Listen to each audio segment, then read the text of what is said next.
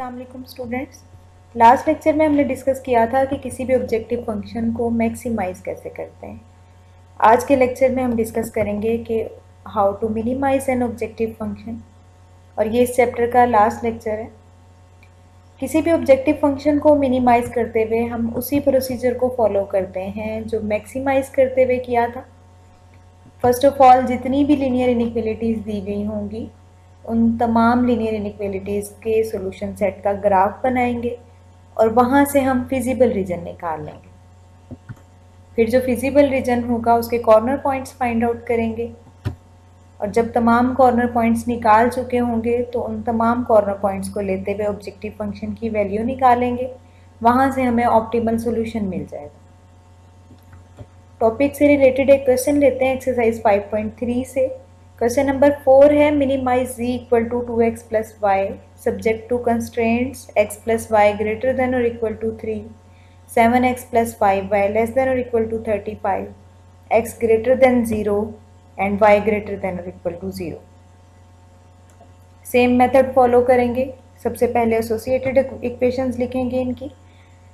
Associated equation में simply ये चारों इनइक्वलिटीज़ को इक्वल से रिप्लेस कर देंगे तो हमारे पास फर्स्ट इक्वेशन बन जाएगी x plus y equal to 3, second 7x plus 5y equal to 35, third x equal to 0 and fourth y equal to 0।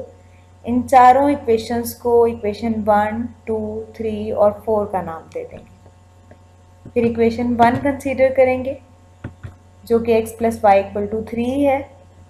सबसे पहले इसका x इंटरसेप्ट निकालेंगे। x इंटरसेप्ट के लिए y इक्वल टू 0 पुट करेंगे इक्वेशन 1 में, तो हमारे पास इक्वेशन बन जाएगी x प्लस 0 इक्वल टू 3। यहाँ से x की वैल्यू आ जाएगी 3 जो कि x इंटरसेप्ट है। पॉइंट की फॉर्म में x इंटरसेप्ट को लिखेंगे तो आ जाएगा 3, 0। अब y इंटरसेप्ट निकालते हैं। For y intercept put x is equal to 0 in equation 1 we have, equation 1 में x को 0 से रिप्लेस करेंगे तो हमारे पास इक्वेशन बन जाएगी 0 प्लस वाई इक्वल टू 3। यहाँ से y की वैल्यू 3 आ जाएगी और पॉइंट की फॉर्म में y इंटरसेप्ट 0, 3 बन जाएगा। अब इस इक्वेशन का इनइक्वलिटी का ग्राफ बनाते हैं। Graph of inequality x plus y greater than और इक्वल टू 3।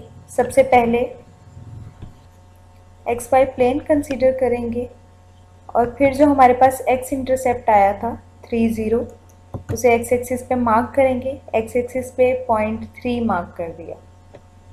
अब हमारे पास y इंटरसेप्ट है 0, 3, मीन्स y एक्सिस पे 0.3 को मार्क करेंगे पॉजिटिव साइड पे।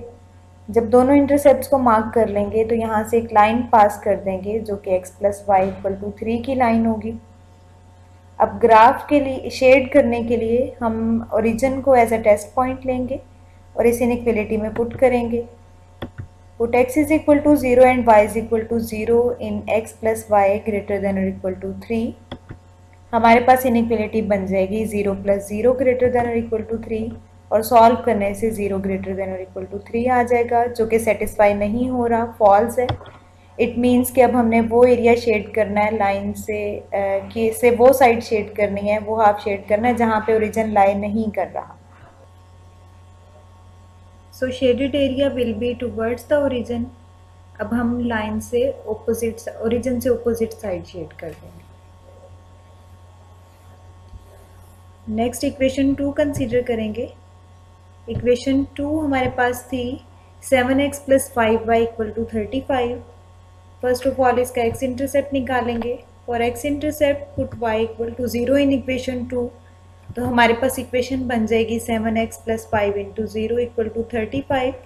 सॉल्व करेंगे तो 7x इक्वल टू 35 आ जाएगा, और यहाँ से x की वैल्यू निकालने के लिए 7 पे डिवाइड कर देंगे दोनों साइड्स को, तो हमारे पास x की वैल्यू आ जाएगी 5।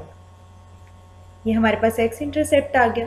इसे पॉइंट की फॉर्म में लिखते हैं तो हमारे पास x इंटरसेप्ट बन जाएगा 5, 0। अब y इंटरसेप्ट निकालते हैं। For y intercept put x is equal to 0 in equation 2 we get, हमारे पास इक्वेशन आ जाएगी 7 into 0 plus 5y equal to 35। यहाँ से सॉल्व करने से 5y इक्वल टू 35 आ जाएगा। y की वैल्यू निकालेंगे तो 5 पे डिवाइड कर देंगे 35 को, तो तो हमारे पास y की वैल्यू आ जाएगी 7। ये हमारे पास y इंटरसेप्ट है, इसे पॉइंट की फॉर्म में लिखते हैं तो हमारे पास y इंटरसेप्ट आ जाएगा 0 7। अब इक्वेशन 2 का ग्राफ बना लेते हैं इनइक्वलिटी का। Graph of inequality 7x + 5y <= 35। अब सबसे पहले हमारे पास जो x इंटरसेप्ट आया था उसे xy प्लेन में x एक्सिस पे मार्क करेंगे। x इंटरसेप्ट हमारे पास है 5 0, x एक्सिस पे 5 को मार्क कर दिया। अब हमारे पास y इंटरसेप्ट आया हुआ है 0 7, मीन्स y एक्सिस पे 7 को मार्क कर दिया, तो 7 को मार्क कर दिया। जब दोनों इंटरसेप्ट्स को मार्क कर दिया तो इन दोनों में से एक लाइन पास कर देंगे जो कि 7x + 5y = 35 की लाइन होगी। अब इसके बाद शेडिंग के लिए हम ओरिजिन को एज अ टेस्ट पॉइंट लेके इस इनइक्वलिटी में पुट करेंगे। Put x = 0 and y = 0 in 7x + 5y <= 35 we have, यहाँ से हमारे पास इनइक्वलिटी आ जाएगी 7 × 0 + 5 × 0 <= 35, और सॉल्व करने से 0 <= 35 आ जाएगा, जो कि ट्रू है, सेटिस्फाई हो रहा है।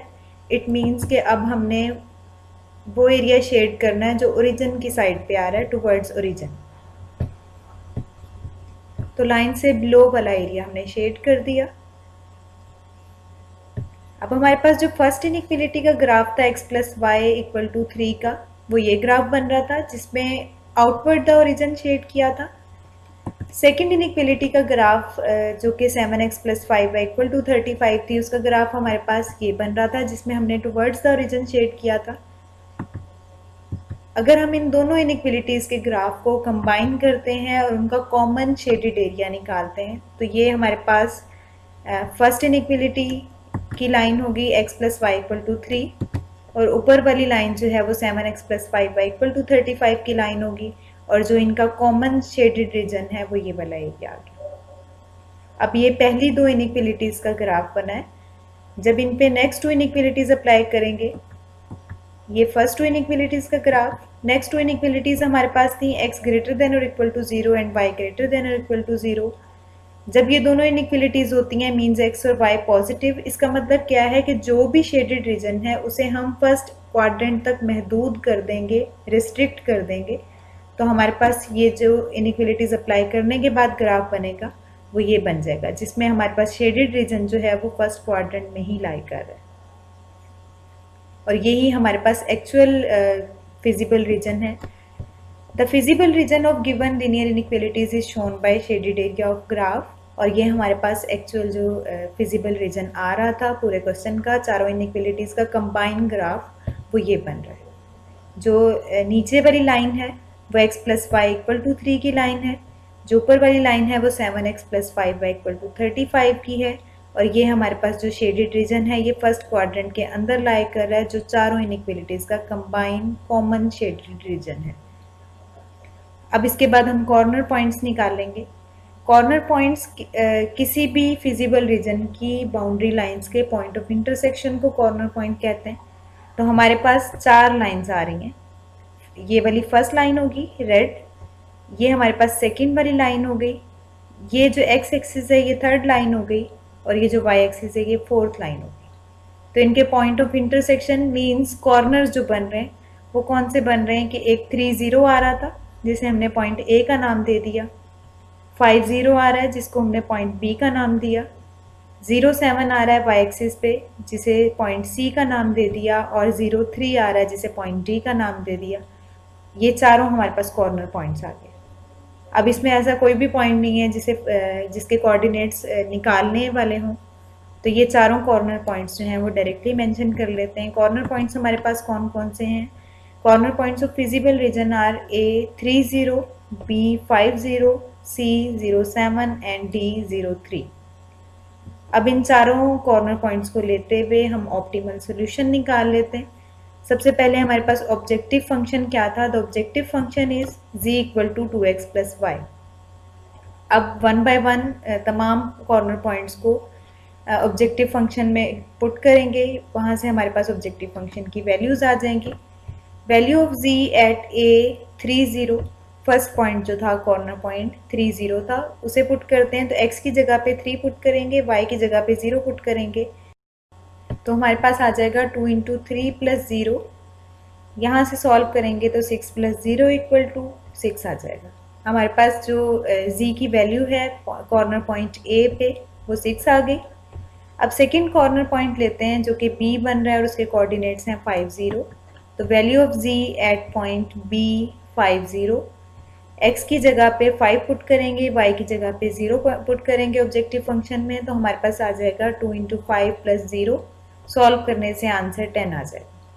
अब थर्ड कॉर्नर पॉइंट लेते हैं जो कि c बन रहा है और उसके कोऑर्डिनेट्स हैं 0 7। Value of z at c, x की जगह पे 0 पुट करेंगे, y की जगह पे 7 पुट करेंगे ऑब्जेक्टिव फंक्शन में, तो हमारे पास आ जाएगा 2 इंटू 0 प्लस 7। सॉल्व करने से आंसर 7 आ जाएगा। फोर्थ कॉर्नर पॉइंट लेते हैं जो कि d है और उसके कोऑर्डिनेट्स हैं 0 3। तो z में पुट करेंगे, value of z at d 0 3। x को 0 से रिप्लेस करेंगे, y को 3 से रिप्लेस करेंगे, तो हमारे पास ऑब्जेक्टिव फंक्शन की वैल्यू आ जाएगी 2 इंटू 0 प्लस 3। सॉल्व करते हैं तो 3 आ जाएगा। अब क्योंकि इस क्वेश्चन में हमने ऑब्जेक्टिव फंक्शन को मिनिमाइज करना था, तो यहाँ पे इन चारों वैल्यूज़ में जो चारों कॉर्नर पॉइंट्स पे आई हैं 6 10 7 और 3 में से चेक करेंगे कि सबसे मिनिमम वैल्यू कौन सी आ रही है, सबसे छोटी वैल्यू कौन सी है। यहाँ पे 3 आ रही है, इट मीन्स कि हमारे पास 3 जो है वो मिनिमम वैल्यू है। और किस पॉइंट पे आ रही है, किस कॉर्नर पॉइंट पे है, 0 3 पे। तो हमारे पास आ जाएगा, so the minimum value of objective function z is 3। Minimum value 3 बन रही है एट कॉर्नर पॉइंट 0 3। यहाँ तक क्वेश्चन कंप्लीट हो गया। अब एक्सरसाइज 5.3 से एक क्वेश्चन है जो आपने एज असाइनमेंट करना है। क्वेश्चन नंबर 6 है, minimize z equal to 3x plus y subject to constraints 3x plus 5y greater than और equal to 15, x plus 6y greater than और इक्वल टू 9, और थर्ड इनइक्वलिटी है x ग्रेटर देन और equal to 0 और y greater than और equal to 0। ये question आपने करना है सॉल्व, और उसके अलावा इससे रिलेटेड 2 एग्जांपल्स भी हैं वो आपने करनी है, बुक में मेंशन की हुई हैं, वो भी आपने जो है वो प्रैक्टिस करनी है उनकी। बाकी अगर कोई इस चैप्टर में प्रॉब्लम हो तो आप पूछ सकते हैं। होप्स हो कि आपको ये क्लियर हो चुका होगा। अल्लाह हाफिज़।